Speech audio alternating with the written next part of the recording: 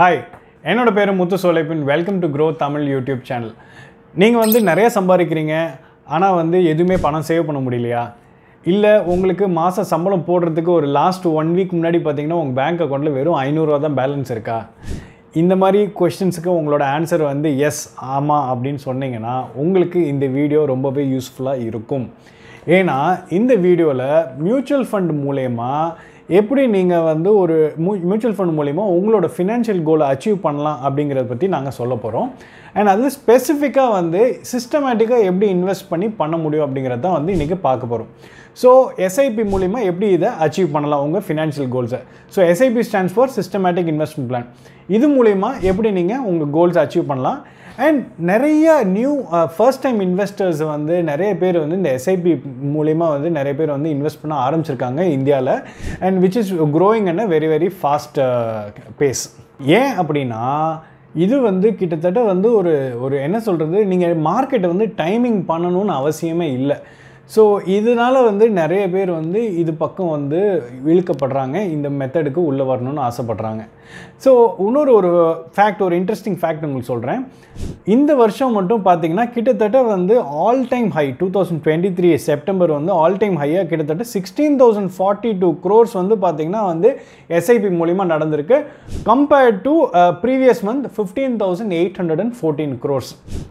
அதே மாதிரி இந்த எஸ்ஐபியோட அசெட்ஸ் அண்டர் மேனேஜ்மெண்ட் பார்த்தீங்கன்னா கிட்டத்தட்ட செப்டம்பர் 2023 8.72 lakh crore இருந்தது. ப்ரீவியஸ் மந்த் ஆகஸ்ட் 2023 கம்பேர் பண்ணல 8.47 lakhs தான் இருந்தது. ஸோ அதுலேயும் நல்ல சிக்னிஃபிகண்ட் க்ரோத் இருந்திருக்கு. இன்னொரு முக்கியமான விஷயம் என்னென்னா, as on September 2023 new people enrol ஆகிறாங்க இல்லையா இந்த எஸ்ஐபிக்குள்ளே, அது கிட்டத்தட்ட 36 லட்சம் பேர் புதுசாக என்ரோல் ஆகிருக்காங்க September 2023, which is a very very bigger number. So இன்னைக்கு வீடியோவில் 3 முக்கியமான கொஷனுக்கு நம்ம ஆன்சர் பண்ண போகிறோம். ஃபஸ்ட்டு கொஷின் எந்த பர்டிகுலர் டேட் ஆஃப் த மந்தில் நம்ம எஸ்ஐபி போடணும் அப்படின்னு சொல்லிட்டு.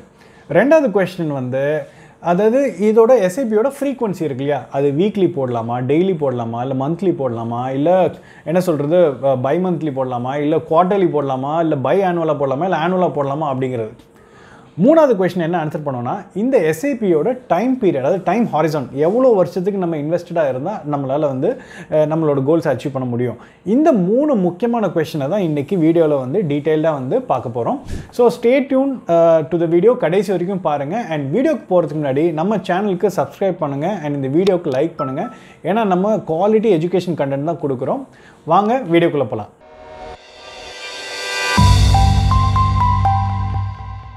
ஸோ இந்த எஸ்ஐபினா என்ன? ரொம்ப பேசிக்கான கொஷின். எஸ்ஐபினா systematic investment plan.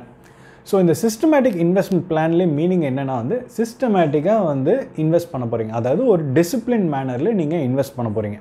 So discipline மேனரில் invest பண்ணுறதுனா என்ன? நீங்கள் மாதம் கரெக்டாக ஒரு அமௌண்ட் எடுத்து நீங்கள் இன்வெஸ்ட் பண்ண போகிறீங்க.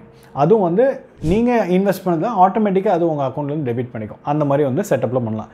இது ஒன்று மாதம் பண்ணலாம், வாரம் பண்ணலாம், டெய்லி பண்ணலாம், இல்லை என்ன சொல்கிறது ஒரு 3 மாதத்துக்கு ஒரு முறை பண்ணலாம், 6 மாதத்துக்கு ஒரு முறை பண்ணலாம், வருஷத்துக்கு ஒரு முறை கூட பண்ணலாம்.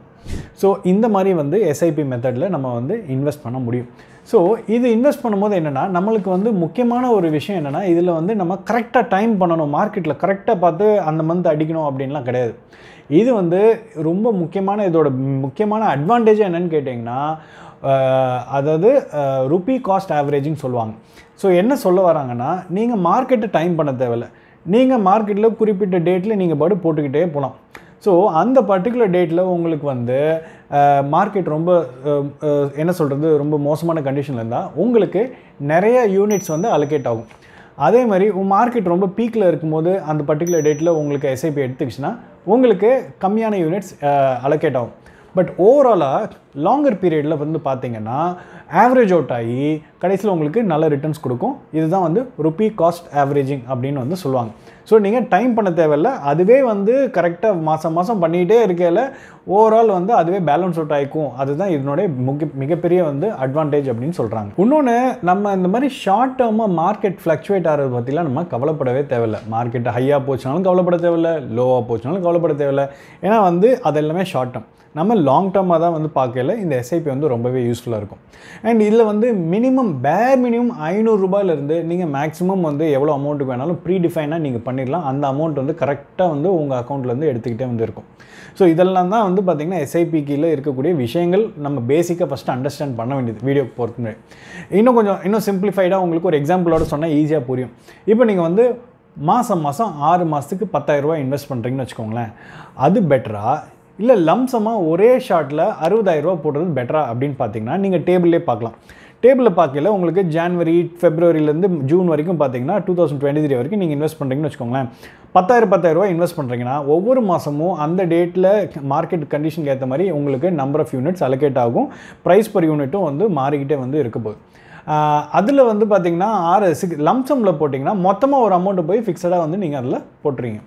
இப்போ உங்களுக்கு டேபிளில் பார்க்கல உங்களுக்கு வந்து கிட்டத்தட்ட வந்து இந்த மாதம் எஸ்ஐபி மூலிமா போடையில் உங்களுக்கு 2,933 யூனிட்ஸ் வந்து அலோகேட் ஆகிருக்கு. லம்சமாக போடையில் 2,857 யூனிட்ஸ் தான் அலோகேட் ஆகிருக்கு. பட் ஓவராலாக வந்து பார்க்கல உங்களுக்கு ருபி காஸ்ட் ஆவரேஜிங் படி பார்க்கல உங்களுக்கு 20 ரூபீஸ் 50 பைசா வந்திருக்கு ஒரு யூனிட்டுக்கு. இதே லம்சமில் போடையில் 21 ரூபீஸுக்கு நீங்கள் இன்வெஸ்ட் பண்ணியிருக்கீங்க. ஸோ ருபி காஸ்ட் ஆவரேஜிங்கில் எல்லாமே வந்து உங்களுக்கு ஈவன் அவுட் ஆகி உங்களுக்கு இன்னும் பெட்டராக தான் வந்து இருக்குங்கிறதுக்கு இது வந்து ஒரு எக்ஸாம்பிள். இதுதான் வந்து நீங்கள் பேசிக்காக அண்டர்ஸ்டாண்ட் பண்ணிக்க வேண்டிய ஒரு விஷயம், எஸ்ஐபிக்கும் லம்சமுக்கும் இருக்கக்கூடிய டிஃப்ரென்ஸ்.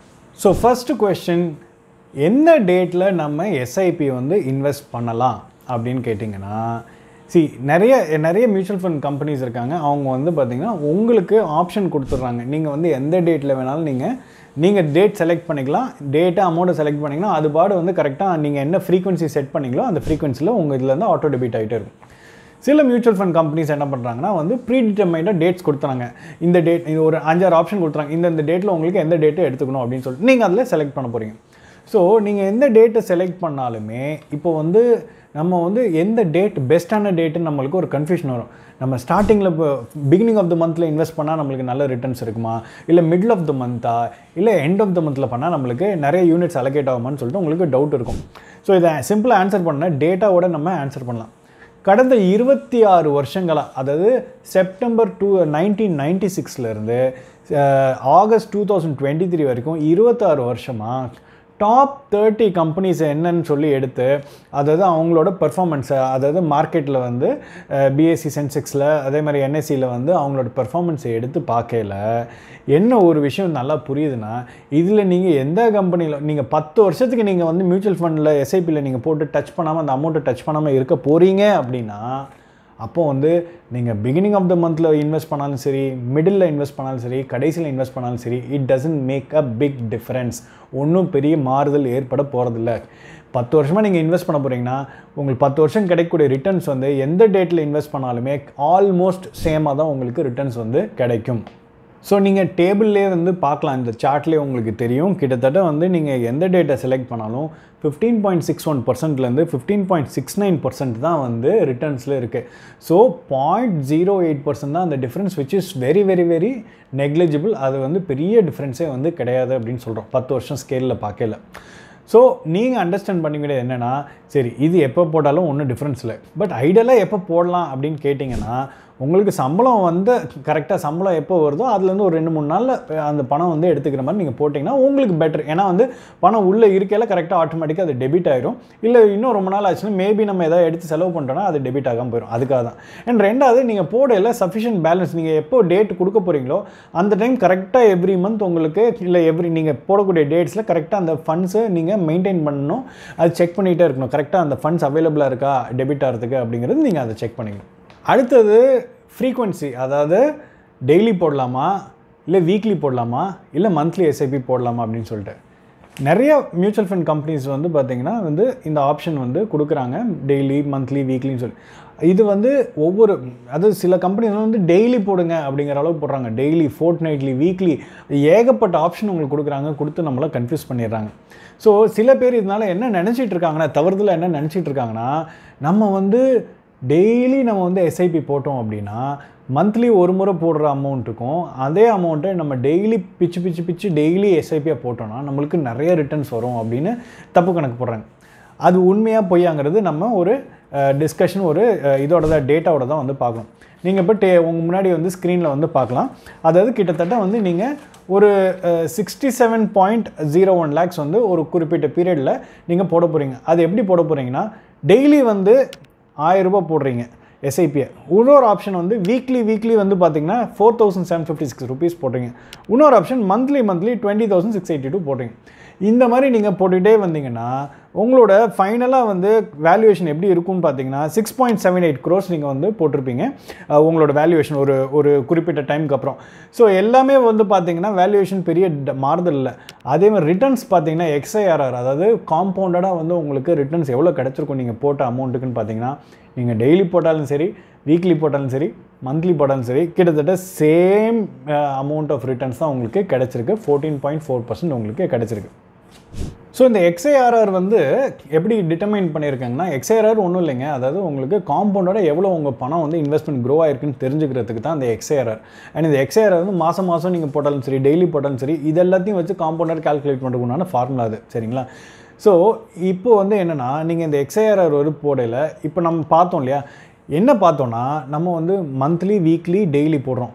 அமௌண்ட் மாறுது, ஃப்ரீக்வன்சி மாறுது, ஆனால் டோட்டல் அமௌண்ட் வந்து மூணுத்துலேயும் வந்து பார்த்திங்கன்னா ஒரே அமௌண்ட் தான் நம்ம இன்வெஸ்ட் பண்ணியிருக்கோம். ஓகேங்களா?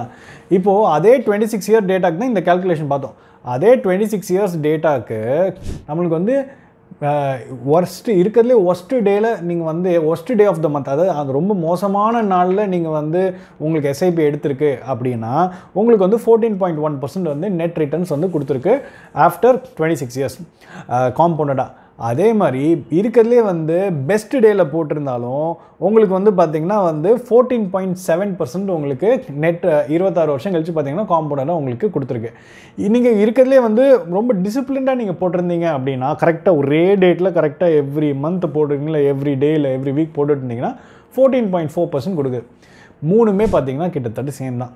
நீங்கள் ஒஸ்ட் டேலேயே தொடர்ந்து எவ்ரி மந்த் போட்டாலும் சரி, பெஸ்ட் டேலேயே போட்டாலும் சரி, இல்லை கரெக்டாக ஒரே டேட்லேயே போட்டாலும் சரி, எல்லாத்துக்கும் வந்து பார்த்திங்கன்னா பெரிய டிஃப்ரென்ஸ் இல்லை. எல்லாமே கிட்டத்தட்ட ஒரே டைப் ஆஃப் ரிட்டர்ன்ஸ் தான் வந்து கொடுக்குது இவ்வளோ வருஷம் கழிச்சு. ஸோ இதுலேருந்து நீங்கள் என்ன கற்றுக்கணும் அப்படின்னா, நீங்கள் கரெக்டான டேட்டு பார்த்து போடணும்னு அவசியம் இல்லை. ஃப்ரீக்வன்சி வந்து பார்த்திங்கன்னா டெய்லி போட்டால் தான் வரும், வீக்லி போட்டால் தான் நம்மளுக்கு பெட்டர் ரிட்டர்ன்ஸ் கிடைக்கும், அந்த மாதிரியும் கிடையாது. உங்களுக்கு எந்த ஃப்ரீக்வன்சி மேட்ச் ஆகுதோ, உங்களால் கரெக்டாக பேலன்ஸை மெயின்டைன் பண்ணக்கூடிய ஒரு பர்டிகுலர் டேட்டு, எவ்வளோ ஃப்ரீக்வன்சியில் உங்களால் அந்த அமௌண்ட்டை கரெக்டாக வந்து வச்சுருக்க முடியும் அக்கௌண்ட்டில், இதெல்லாம் பார்த்துட்டு அதை நீங்கள் சூஸ் பண்ணுங்கள். ஏன்னா வந்து லாங்கர் பீரியட் ஆஃப் டைமில் இதெல்லாம் வந்து பெரிய மேட்ரே இல்லை. ஏன்னா இதில் பெரிய டிஃப்ரென்ஸும் வர மாட்டேங்குது. எல்லாமே வந்து எல்லாமே வந்து கிட்டத்தட்ட ஒரே டைப் ஆஃப் ரிட்டர்ன்ஸ் தான் வந்து கொடுத்துட்ருக்கு. அப்புறம் இன்னொரு சின்ன கொஷின் கூட இருக்கும், அதாவது லார்ஜ் கேப்பா, மிட் கேப்பா, ஸ்மால் கேப்பா, எதில் வந்து இன்வெஸ்ட் பண்ணலாம் அப்படின்னு உங்களுக்கு எது பெஸ்ட் அப்படின்னு கேட்கலாம். இது அகெயின் வந்து டிபெண்ட்ஸ் ஆன் வேரியஸ் ஃபேக்டர்ஸுங்க. ஸோ இது வந்து உங்களுக்கு small cap and mid cap வந்து உங்களுக்கு பெட்டர் ரிட்டர்ன்ஸ் கொடுக்கும். ஏன்னா ஹை ரிஸ்க் இருக்குது அண்ட் மார்க்கெட் வால்டைலாக இருக்கிறதுக்கு ஏற்ற மாதிரி அது ஏறும் இறங்கும். லார்ஜ் கேப் வந்து உங்களுக்கு ஒரு ஸ்டெபிலிட்டி கொடுக்கும். ஸோ இதெல்லாம் வச்சு நம்ம பார்க்கல, நீங்கள் சார்ட் படி எடுத்து பார்த்தீங்கன்னா உங்களுக்கு சார்ட்டில் தெரியுது. அதாவது வந்து கிட்டத்தட்ட வந்து மிட் கேப் வந்து உங்களுக்கு மிட் கேப் பெஞ்ச்மார்க் இண்டெக்ஸ் வந்து உங்களுக்கு ஹையர் ஆவரேஜ் ரிட்டர்ன்ஸ் வந்து கொடுத்துருக்கு கம்பேர்ட் டு ஸ்மால் கேப்போ இல்லை லார்ஜ் கேப்போ கம்பேர் பண்ணல. ஸோ உங்களுக்கு மிட் கேப்பில் நீங்கள் எப்போ சூஸ் பண்ணால் நீங்கள் வந்து லாங் டைமாக இன்வெஸ்டாக இருக்க போகிறீங்கன்னா மிட் கேப்பில் வந்து நீங்கள் வச்சுக்கணும். அதே சமயம் மிச்சதெல்லாம் வந்து பார்த்திங்கன்னா ஒரு ஸ்டெபிலிட்டிக்காக ஒரு லார்ஜ் கேப்பு இல்லை அந்த மாதிரிலாம் வந்து வச்சுக்கலாம். ஸோ இப்போது அதே மாதிரி வந்து ரிட்டர்ன்ஸும் வந்து பார்த்திங்கன்னா 15% மோர் ரிட்டர்ன்ஸ் வந்து மிட் கேப் உங்களுக்கு கொடுத்துருக்கு compare to its peers large cap and small cap. அது கிட்டத்தட்ட எவ்வளோ வாட்டி கொடுத்துருக்குன்னா 15 இயர்ஸில் 75% ஆஃப் த டைம் வந்து அது வந்து மிட் கேப் வந்து உங்களுக்கு பெட்டர் ரிட்டர்ன்ஸ் கொடுத்துருக்கு. அண்ட் ஸ்மால் கேப் வந்து பார்த்திங்கன்னா 44% ஆஃப் த டைம் கொடுத்துருக்கு. அண்ட் லார்ஜ் கேப் வந்து 7% ஆஃப் த டைம் வந்து உங்களுக்கு கொடுத்துருக்கு. அடுத்தது இதோட டைம் ஹாரிசன், எவ்வளோ நாளைக்கு நம்ம இன்வெஸ்டடாக இருக்கலாம் அப்படின்னு சொல்லிட்டு ஒரு கொஸ்டின் இருக்குது எல்லாருக்கும். இப்போது ஒரு பேர் மினிமம் 500 ரூபா நம்ம இன்வெஸ்ட் பண்ணுறோம். மேக்ஸிமம் அப்பர் லிமிட் நிறைய வாட்டி வந்து இருக்கிறது கிடையாது மியூச்சுவல் ஃபண்ட்ஸில். ஸோ இது வந்து இருந்தாலுமே எவ்வளோ நாளைக்கு நம்ம இதை போட்டுக்கிட்டே இருக்கணும், எவ்வளோ நாளில் நம்ம பெட்டர் ரிட்டர்ன்ஸ் எதிர்பார்க்கலாம்னு சொல்லிட்டு இருக்குது. ஸோ லாங் டேர்மில் இது வந்து பிளான் பண்ணோன்னு சொல்கிறோம். பட் லாங் டேர்ம்ங்கிறது உங்களை பொறுத்தவரை 5 வருஷமாக இருக்கலாம், என்னை பொறுத்தவரை 8 வருஷமாக இருக்கலாம், இன்னொருத்தவங்களை பொறுத்தவரை 10 வருஷமாக இருக்கலாம். இது மாறிக்கிட்டே வந்துருக்கும். ஸோ நம்ம ஓவராலாக சார்ட் எடுத்துப்போம். ஸோ ஓவராலாக சார்ட் எடுத்து உங்களை பொறுத்தவரை 3 இயர்ஸ் லாங் டேர்ம்னா இதுதான் விஷயம், 5 இயர்ஸ்னால் இது, 8 இயர்ஸ்னால் இது அப்படின்னு சொல்லிட்டு அப் டு 15 இயர்ஸ் வரைக்கும் பார்த்துரும். இல்லை நீங்கள் முக்கியமாக பார்க்க வேண்டியது என்னென்னா 5 இயர்ஸ் வந்து 5 இயர்ஸில் இருக்கீங்கன்னா கிட்டத்தட்ட உங்களுக்கு 12% ரிட்டர்ன்ஸ் வந்து உங்களுக்கு கிடைக்கிறதுக்கு சான்சஸ் வந்து பார்த்திங்கன்னா 58% இருக்குது. அதே வந்து 8 இயர் பீரியட் ஹாரிசானில் இருக்கீங்க அப்படின்னா, 8 வருஷமாக இன்வெஸ்டடாக இருக்கீங்க அப்படின்னா உங்களுக்கு 12% மேலே ரிட்டர்ன்ஸ் கொடுக்க வந்து 68% சான்சஸ் வந்து இருக்குது. அதே 15 வருஷமாக நீங்கள் வந்து இன்வெஸ்டடாக இருக்கீங்க அப்படின்னா 12%க்கு மேலே ரிட்டர்ன்ஸ் உங்களுக்கு கிடைக்கிறது வந்து 90% கிட்டே இருக்குது, which is a very very good thing. So அதாவது நீங்கள் எவ்வளோ நாளைக்கு லாங்கராக இருக்க போகிறீங்களோ அதுக்கேற்ற மாதிரி உங்களுக்கு அந்த 12% மேலே வரக்கூடிய ரிட்டர்ன்ஸ் வந்து கன்ஃபார்மாக வந்து இருக்குங்கிறது தான் அதோட meaning. So on a concluding note, systematic investment plan வந்து ஆஸ் அ இன்வெஸ்டர் உங்களுக்கு வந்து டைமிங் பண்ண தேவையில்லை, உங்களுக்கு டிசிப்ளினாக நீங்கள் வந்து இன்வெஸ்ட் பண்ணலாம். இன்வெஸ்ட் பண்ணி நீங்கள் லாங்கர் பீரியட் ஆஃப் டைம் நீங்கள் இருந்தீங்க அப்படின்னா பவர் ஆஃப் காம்பவுண்ட் இன்ட்ரெஸ்ட்டு உங்களுக்கு அதோட பெனிஃபிட்ஸ் வந்து உங்களுக்கு கிடைக்க ஆரம்பிக்கும். ஸோ இதெல்லாம் வந்து பார்த்திங்கன்னா பெனிஃபிட்ஸு. அண்ட் உங்களுக்கு நிறைய டவுட்ஸ் கிளாரிஃபை ஆகிருக்கும், என்னெல்லாம் நம்ம டிஸ்கஸ் பண்ணணும்னு உங்களுக்கு தெரியும். அதாவது எது ரைட்டான டேட்டு, இல்லை எது கரெக்டான டைப் ஆஃப் என்ன இன்வெஸ்ட்மெண்ட், என்ன ஃப்ரீக்வன்சி, எவ்வளோ நாளைக்கு இருக்கணும், இதெல்லாம் வந்து பார்த்தோம். Hope it was useful and informative for you. இதேமாதிரி இன்னொரு இன்ட்ரெஸ்டிங் வீடியோவோட உங்களை நான் வந்து சந்திக்கிறேன். அன்டில் தென், நன்றி, வணக்கம்.